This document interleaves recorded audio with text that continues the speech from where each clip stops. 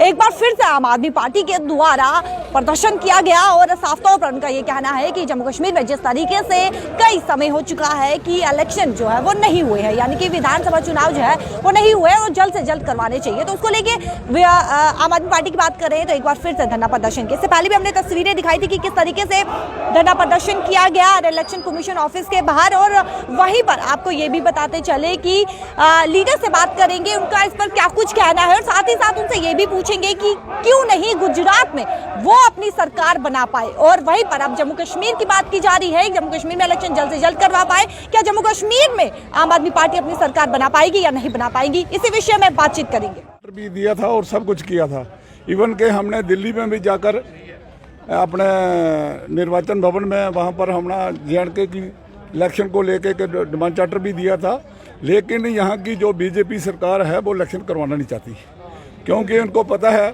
कि लोगों के मुद्दे हमने हल किए नहीं तो हमें वोट कहाँ से मिलेगा, इसलिए ये डर रहे हैं। और दूसरा ये मैं आपको बता दूं कि ये बहुत खुश हैं कि गुजरात में हमने इलेक्शन करवाई है और इलेक्शन हम गुजरात में बड़े बहुमत से जीते हैं। ठीक है, वो जीते हैं, उनको मुबारक है, लेकिन जे.एंड.के में भी तो करवाइए ना, फिर पता चले कि आपका यहाँ पर कितना दमखम है। मैं आपको ये एक उदाहरण दे देता हूँ। इलेक्शन होते हैं तो क्या आम आदमी पार्टी सत्ता में आएगी? जम्मू कश्मीर में हम ये लोगों की हम लड़ाई लड़ रहे हैं, अब लोगों को या लोगों का माइंडेड हमें मिलेगा तो जरूर हम सरकार बनाएंगे।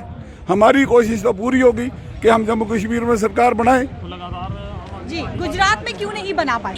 गुजरात देखिए, हम स्ट्रगल में थे, और अगर स्ट्रगल में थे, जो पहली बार एक पार्टी इलेक्शन लड़ रही है तो उसकी वहाँ पर खाता खोलना, आप ये मत सोचिए कि हमने वहाँ पर सीटें निकल, सीटें भी हमारी 4-5 वहाँ से निकली हैं, लेकिन जो वोट परसेंटेज है, हमें नेशनल पार्टी बनाने के लिए गुजरातियों और गुजरात की जनता का हम बहुत शुक्रगुजार करते हैं, जिन्होंने 1 करोड़ लोगों ने हमें वोट दिया है।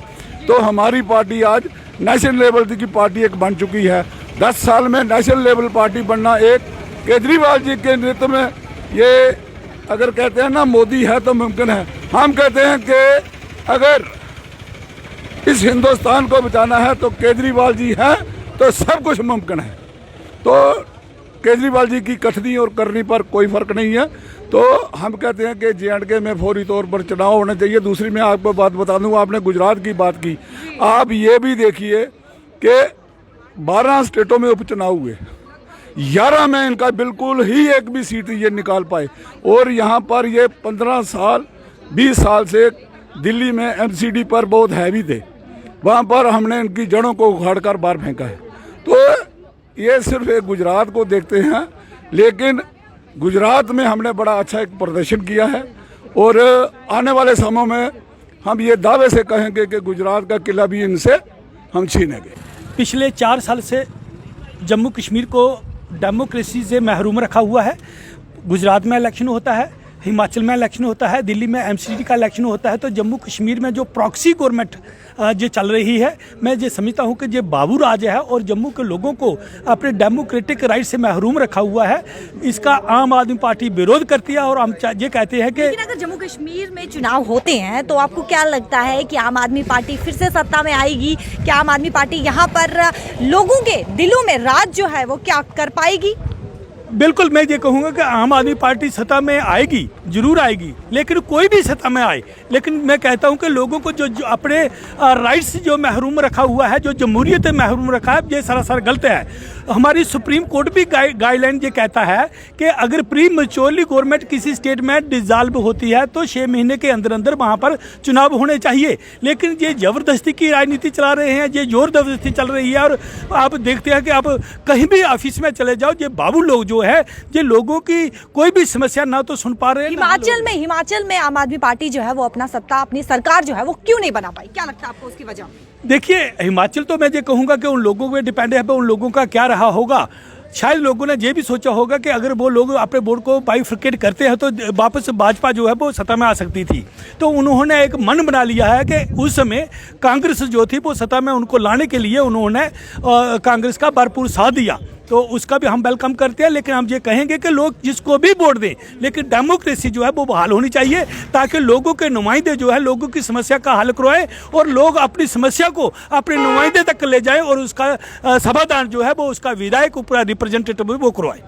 गुजरात में जिस तरीके से चुनाव हुआ और वहाँ पर भाजपा सरकार ने एक बार फिर से अपना सत्ता बनाया, अपनी सरकार बनाई, तो वहाँ पर आम आदमी पार्टी अपनी सरकार क्यों नहीं बना पाई? कारण क्या लगता है इसके पीछे? देखिए, आप सभी भली भांति जानते हैं कि उन्होंने उस समय गुजरात में क्या किया, कितना पैसे का इस्तेमाल हुआ, कितना मशीनरी का इस्तेमाल हुआ, कितना वहाँ पर ब्यूरोक्रेसी का इस्तेमाल हुआ। क्या आम आदमी पार्टी ने नहीं किया? देखिए, आम आदमी पार्टी अभी सत्ता में नहीं है। आप जैसे पूरी भली भांति जानते हैं कि जिन लोगों का वहाँ पे पिछले 27 साल का कब्जा है और उन्होंने हर चीज़ का इस्तेमाल किया, और हम जो समझते हैं कि जो एक रियल जो इलेक्शन होनी चाहिए थे वो नहीं हुई, और उस तरह के जो भाजपा है वो दोबारा साफ तौर पर कहना है कि जो एक रियल इलेक्शन साफ तौर पर होनी चाहिए थी वो नहीं हुई। जी जी बिल्कुल, उसमें धांधलियां हुई, और आपने देखा भी है कि कुछ धांधलियां हुई है। जी आप जानते हो, लोगों ने विरोध किया और लोगों ने कई लोगों को, जैसे आम आदमी पार्टी का आपने देखा होगा, जब नॉमिनेशन करने जाता उसका किडनैप हुआ, और दूसरे दिन वो वहाँ पर वो प्रेसिडेंट जो ऑफिस है वहाँ पर पहुँचा। तो आपने देखा होगा कि ये धांधलियाँ और हर तरीके का वो अपना इस्तेमाल कर रहे हैं अपने आप को जिताने के लिए।